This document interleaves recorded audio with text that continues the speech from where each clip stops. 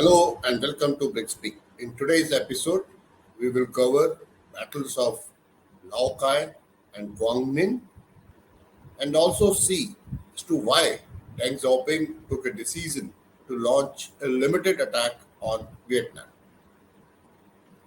As we had covered in the previous episodes, three provincial capitals of Long Son, Cao Bang, and Lao Kai were addressed by the PLA on 17th of February 1979. While we have covered battles of Lang Son and Cao Bang, in today's episode we will cover Battle of Lao Kai. Lao Kai is the provincial capital of province by the same name, that is Lao Kai. The city is located just 1 kilometer from the Sino Vietnam border. It is 296 kilometers northwest of Hanoi. It is also an important junction where a road, rail, and river and head are located, each leading to Hanoi. This is the Google image of general area Lao Kai where the operations had taken place. On 17th of February, the locations that were addressed starting from west were Phang Tho, Bat Zat, Sapa, Lao Kai, Haku, Mong Kong, and Quam Dong. It is important to note that there are two river valleys. The Red River Valley, the river flows right up to Hanoi, and there is another river known as Dar River, which joins the Red River south of Cam Dong. 11th Army addressed Phang Tho on 17th of February with the aim to seal off Lao Kau from the west. It was also important to have access to Dar River, which ultimately joins Red River south of Quam Dong. 13th Army addressed the city of Lao Kai. The aim was to capture the railroad and river access. 14th Army addressed Haikou, which is north of Lao Kai, and Mong Kong. However, no military or political importance of this attack could be discerned. There were a total of 125,000 troops which participated. It is possible that the objective Lao Kai, Bat Sat, Mong Kong, Fa Long was carried out to divert the attention from main attack which are going on in Long Song and Khao Bang. From 25th February to 5th March, the progress was as under. As I said, Phong Thong was captured and PLA advanced along the Dar River and came to Sapa. Similarly, Bat Sat, Lao Kai, Haku, and Mong Kong were addressed. Lao Kai fell on 25th of February after fighting for 5 days. The defenses at Lao Kai were probably occupied by 345 Division of Vietnam. After capturing Lao Kai, the 13th Army proceeded and attacked Quam Dong. Quam Dong was captured on 3rd of March. Similarly, 14th Army, after capturing Phong Thong, had proceeded towards Sapa, which they captured by 1st of March 1979. 14th Army also established blocks along the Dar River so as to stop reinforcement of 345 Vietnamese division from elements of 316 Vietnamese division which were deployed at Vinh Hu and Lai Chau. Let's now evaluate the battle. It is clear that the campaign did not end with a notable victory as seizure of Long Son, which, unlike Sapa, was strategically located border city in the east. What was the military perspective? The Chinese soldiers made several sacrifices to attain an insignificant tactical objective. Hanoi also probably faltered by committing two regular forces, that is, two full divisions, to fight the Axis on Lok Komdong, Sapa. They probably played into hands of the Chinese, whose priority was destruction of Vietnamese forces as one of the key objectives. From Beijing's perspective, battlefield across Yunnan was a brutal training ground in which Chinese forces could gain combat experience. Though Chinese did pay heavy price, losing 7,886, the destruction of Vietnamese was also substantial.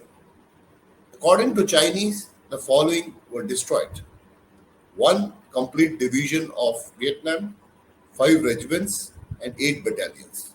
Total casualties were more than 13,500. The number of casualties outnumbered that of PLA by nearly 1 is to 5. Another chapter in your book is Battle of Quang Ninh. As you see, Quang Ninh is a coastal town. The significance of this battle also could not be understood. Though Quang Ninh is very close to Hanoi, however, the PLA did not pursue this attack beyond Quang Ninh. This is, as I said, not a very significant battle, and you can go through your textbook to understand this. Let's now come on to an important topic, which I am expecting a question on, is Deng Xiaoping and Vietnam War. What did Deng Xiaoping think about the Vietnam War? Why did he unleash this war on Vietnam? Though he personally did not lead this operation, he was the key architect of China's foreign policy at that time. The decision reflects Deng's pragmatic and assertive approach to regional geopolitics. We will see it in detail slightly later. Though the war resulted in Chinese military victory, but it did not achieve all of China's strategic objectives. The PLA withdrew after a few weeks, but the conflict strained relations between China and Vietnam for decades. How Deng handled the war remains a complex and debated aspect of his legacy, showing both assertiveness of China's foreign policy and limitations of military actions in achieving long-term objectives. What were Deng Xiaoping's characteristics which were displayed during the war? He was pragmatic and he pursued national interest with vigor. Though the tensions between China and Vietnam escalated over territorial disputes and Vietnam's invasion of Cambodia, but the main aim was to assert regional influence. Deng wanted to send a signal to other Southeast Asian nations about the costs of challenging Chinese interest. Deng also wanted to safeguard strategic interests. As I have mentioned in previous episodes, China considers Southeast Asia as its own backyard. Though the military objectives were limited and eventually PLA withdrew, but the conflict did serve its purpose in signaling China's resolve of safeguarding its national interest. Resilience of Deng is also a quality which was at display during the war. Despite number of geopolitical challenges, he took risks of international condemnation and potential escalation. However, he remained steadfast in his resolve to assert China's interest and face the likely provocation. Deng was always ready to face challenges.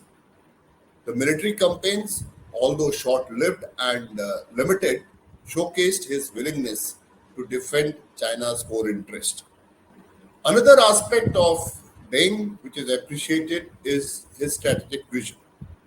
He could visualize that this conflict will serve as a strategic warning to Soviet Union, who was Vietnam's ally, over the risk of overreaching and challenging China's influence in the region. He also leveraged PLA as a tool of statecraft.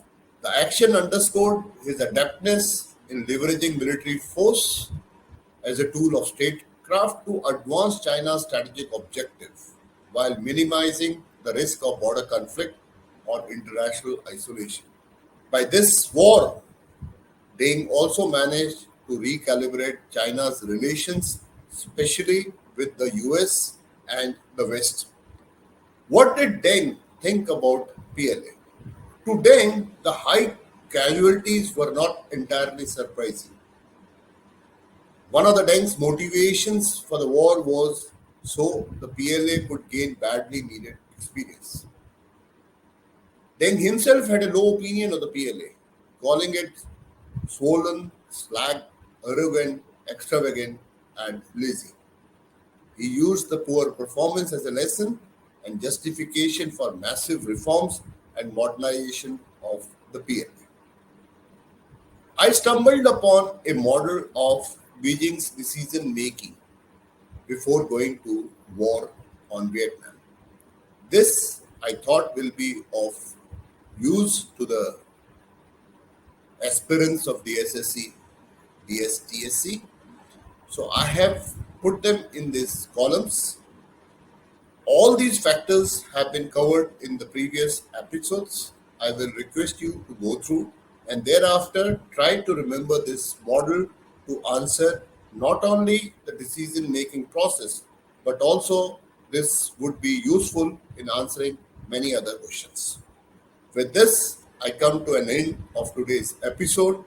I would request you to like, share, and subscribe. All the best and Jai Hind.